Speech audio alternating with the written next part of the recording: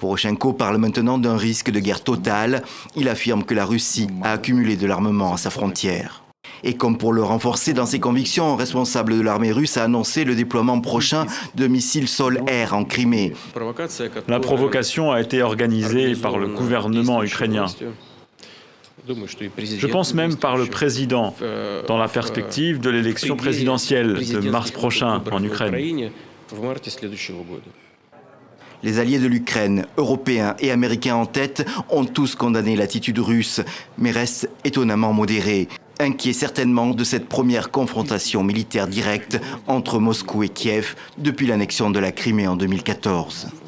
Salomé Zourabichvili aura mis tout le monde d'accord au second tour. La nouvelle présidente de la Géorgie est élue avec plus de 57% des voix. Diplomate de carrière franco-géorgienne, elle fut notamment ambassadrice de France en Géorgie de 2003 à 2004 et ministre géorgienne des Affaires étrangères de 2004 à 2005. Salomé Zourabichvili aura notamment fait campagne pour un rapprochement avec l'Union européenne dans un pays marqué par une relation difficile avec le grand voisin russe. Alger, une ville sans bidonville, c'est l'objectif affiché du gouvernement.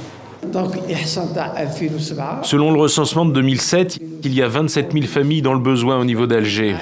Le président Bouteflika s'est engagé dans son programme à éradiquer les bidonvilles et les habitations précaires, et ce, à travers le territoire national.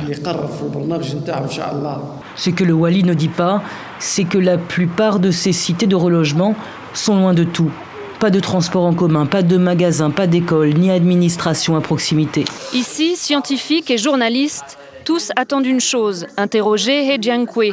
Ce chercheur chinois ébranle depuis 2 jours la communauté par son annonce sans précédent, la naissance de jumelles, 2 bébés modifiés génétiquement pour résister au virus du sida. Les données présentées aujourd'hui n'ont pas été vérifiées de manière indépendante.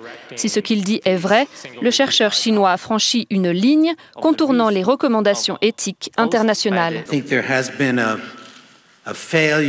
Je pense qu'il y a eu un échec dans l'autorégulation de la communauté scientifique.